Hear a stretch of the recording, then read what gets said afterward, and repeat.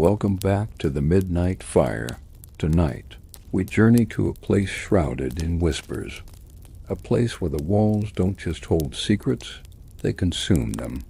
We're talking about the Winchester house, but not the one you're thinking of. This one isn't in San Jose, and its hauntings aren't born of guilt or restless spirits. They're born of hunger. Our story begins in the late 19th century with a reclusive industrialist named Elias Winchester, no relation to the famous firearm family, a common point of confusion. Elias was a man obsessed with the ephemeral nature of memory. He believed that our experiences, our joys, our sorrows, were the most potent form of energy in the universe. After the tragic loss of his wife and daughter in a single year, his obsession turned into a desperate, all-consuming project. He poured his vast fortune into constructing a peculiar mansion on the outskirts of a forgotten New England town. The architecture was a labyrinth of contradictions, staircases leading to nowhere, doors opening onto solid walls, and hallways that looped back on themselves. But these weren't random acts of a madman. Each strange design element served a purpose, part of an intricate system Elias devised, a kind of architectural engine designed to capture and store human memory. He believed that by creating a place of such profound disorientation, he could trick the human mind into releasing its memories, which the house would then absorb. He filled the house with objects meant to trigger nostalgia and strong emotion, antique toys, faded photographs, old love letters, a single child's shoe. He believed these items would act as bait, drawing out the memories of anyone who entered. Elias Winchester lived alone in his creation for 2 decades. Locals reported strange lights flickering in the windows at all hours, and a low, humming sound that seemed to emanate from the very foundation of the building. They called it the Memory Eater. Elias was rarely seen, and when he was, he appeared gaunt, almost translucent, as if the house was feeding on him just as much as he was feeding it. Then, one day, the humming stopped. The lights went out. Elias Winchester was gone. No trace of him was ever found, leaving only his monstrous, silent house behind.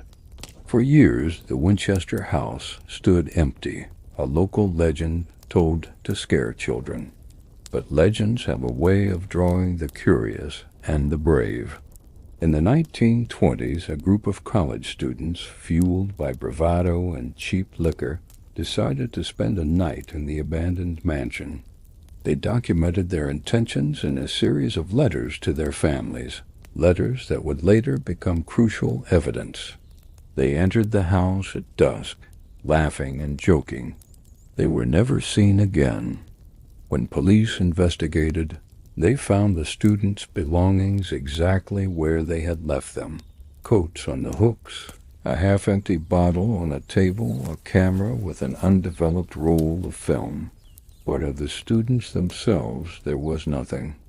It was as if they had simply vanished into thin air.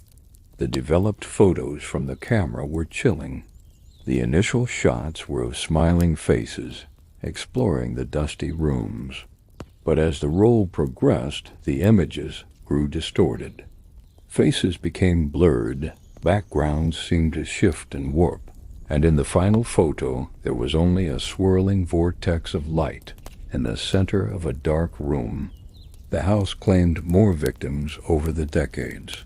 A paranormal investigation team in the 70s, a lone journalist in the 80s, a family who unknowingly bought the property in the 90s. The pattern was always the same. People would enter, and they would disappear. The only things left behind were their possessions and a growing sense of dread that permeated the property. But the most disturbing part of the legend is what happens to the memories. Locals who live near the property claim that on certain nights, When the moon is full, you can hear echoes coming from the house, not the echoes of voices, but of moments. The sound of a child's laughter, the faint melody of a forgotten song, the whispered words of a proposal.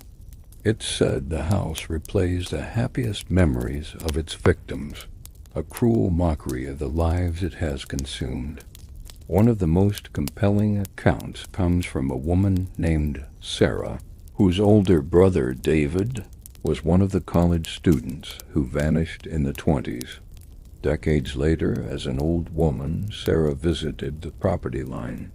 She didn't dare go inside, but she stood at the gate for hours. In an interview she gave before she passed away, she described what she experienced. She said she didn't just hear things, she felt them. She felt a wave of joy so intense it brought her to tears, and in that moment,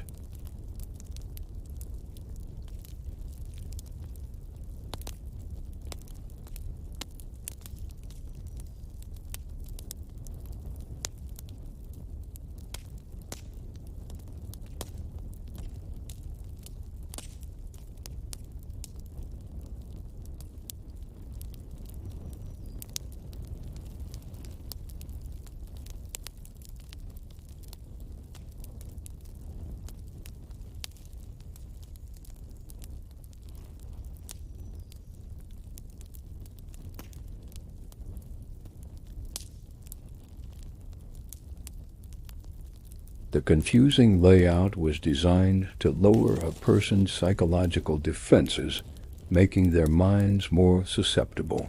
The objects within were anchors.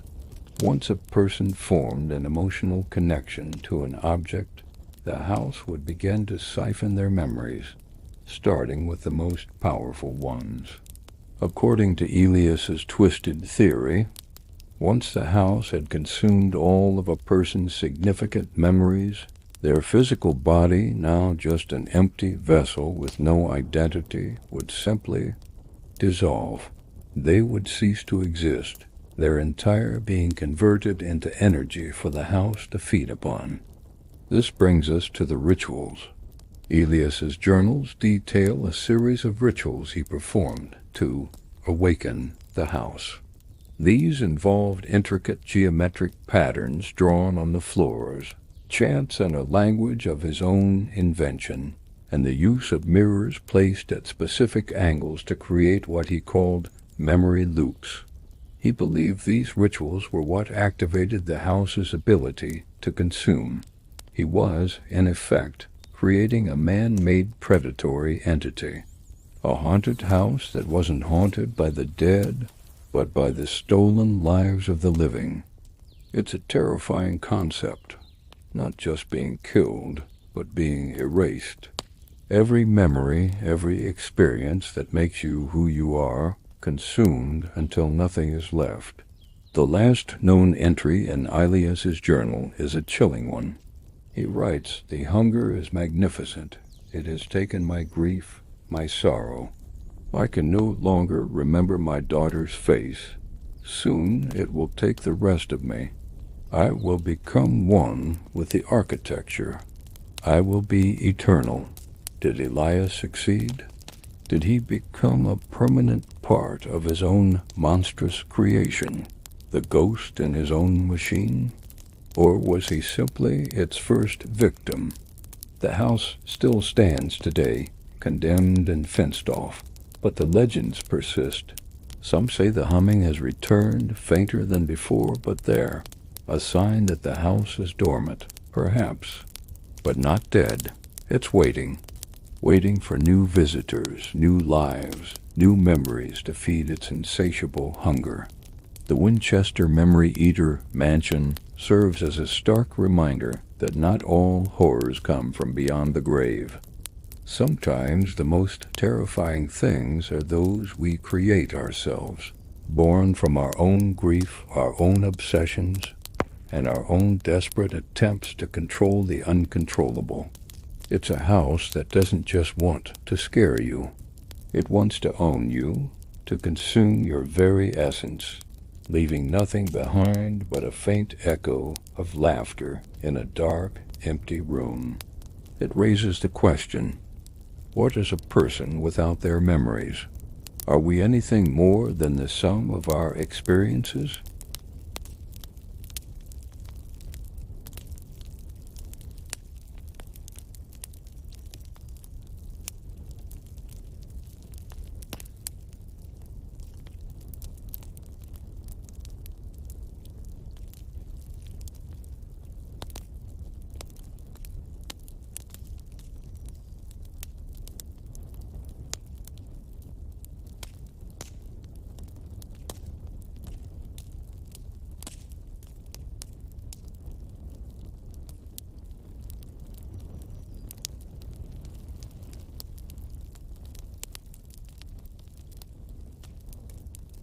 Let me know your thoughts in the comments below. Thank you for joining us here at the Midnight Fire. Stay curious, stay questioning, and until next time, try not to lose your head or your memories. Don't forget to like, subscribe, and hit that notification bell so you don't miss our next descent into the unknown. Sleep well.